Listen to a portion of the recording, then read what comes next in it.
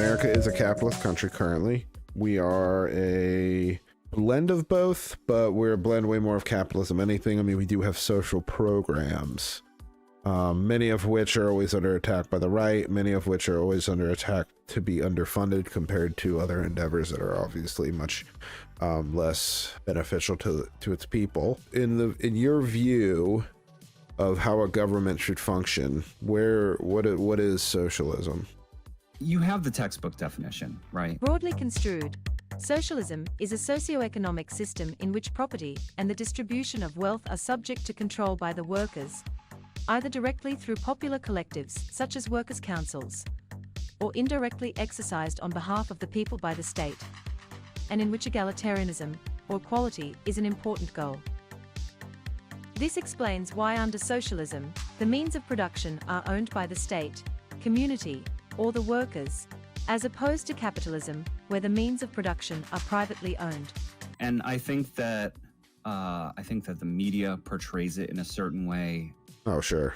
If you're not permanently plugged in online or just incessantly on Twitter or some other social network where people talk politics, and even then sometimes you might not be getting the full picture of like what each political ideology is. Sure. You know, you and I have been around in political spaces long enough to see like, okay, well, this is the pure unadulterated form of this. This is Christian nationalism.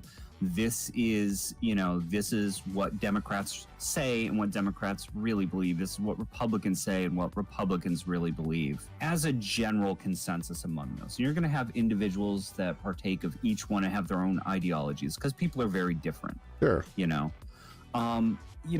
I found that you can answer what a political system is. The personal journey of a person into that system is a better conduit.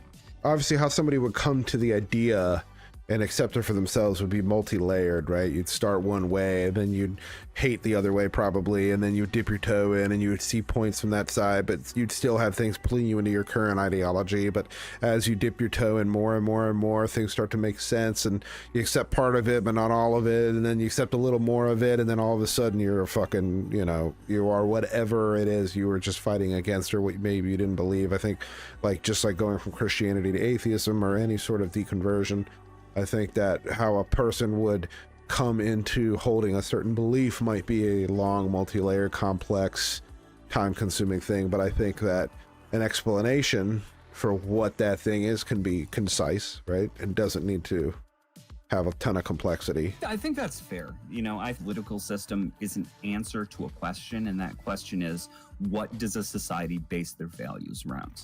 Sure. I think that the political system of socialism is when a society bases their governance of that society, kind of like tending a garden, on the care of the individuals that are within it, right? Sure.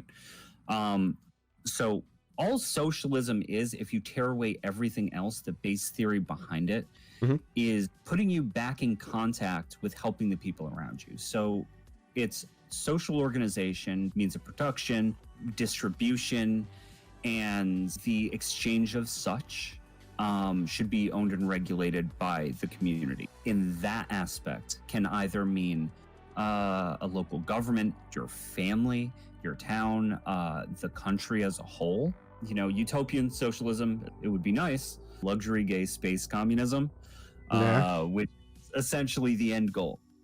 Well, Star Trek, right? Where with post-scarcity, right? Yeah, I mean, that'd be nice. We're talking about a different species, I think, though. Unfortunately. Yeah, definitely. We should try to move to get closer, in my opinion. And I think that America has the means to become a socialist country. Also, I think we have a lot of problems to fix. Oh, sure. Yeah, especially, maybe helping some of the countries that we impact in South America. Holy shit. Sure. Anybody out there, look up the Banana Wars and the bullshit that America pulled and has admitted to down in South America that destabilized all these fucking governments. It's absolutely disgusting. Yeah, I mean, there's no doubt. So, I would grant you the separation of other socialist countries' actions, and so, I would expect, and I'm not saying you aren't, But so I'm going to associate America's actions from capitalism as well, in the sense that I'm talking about an ideal system. So what would you say to somebody who has this view of incentivizing hard work as being something that socialism doesn't do? In other words, if you want to be the next Donald Trump, why you would want to be that, I don't know, other than the money. What incentivizes invention, working beyond what other people will do? Is there a cap that is put on what somebody's able to earn under the system? First of all, I don't think that capitalism breeds innovation, first and foremost. Capitalism breeds 60 kinds of cereals that nobody needs. You know, like, yeah, that's fair. Like, look at planned obsolescence, right? Planned obsolescence is built into everything. You know, it incentivizes shit that breaks for the most part. That's true. Now, I think that the incentive structure for capitalism is flawed. And also at the same time, the incentive for something like a socialist system is actually better, for the sheer fact that you don't have to be in survival mode anymore. You can choose what you want to do and your labor is yours. Therefore, you can do what you wish to do. Now, you won't have Elon Musk's or anything like that, which I fucking loathe that man.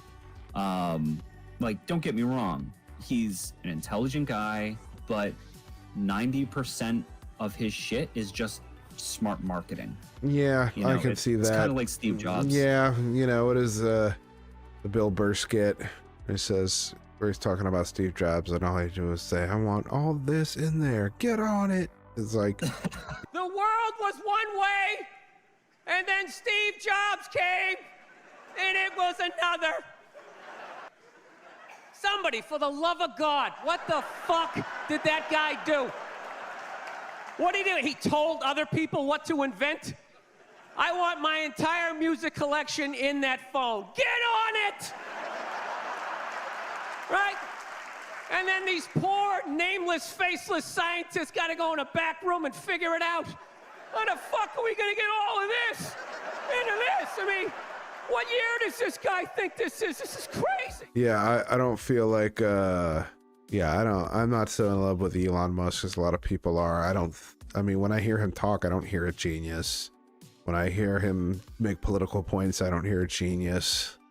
Like, I mean, the things his companies have done, there's a lot of bad, but there's a lot of interesting innovation. Yeah, the thousands and thousands of workers that go unnamed, you know, and then Musk goes out onto the sales floor and is like, hey, we're doing X thing. And yes, you need a spokesman and whatnot. Sure. But these people are never named. And I think that's another travesty that people don't realize about socialism, is that socialism doesn't disincentivize creation. It doesn't disincentivize profit either. It just disincentivizes profit off the backs of other people. In not separating the worker from the means of production, what it does is it allows you to be fairly compensated for any kind of work that you do.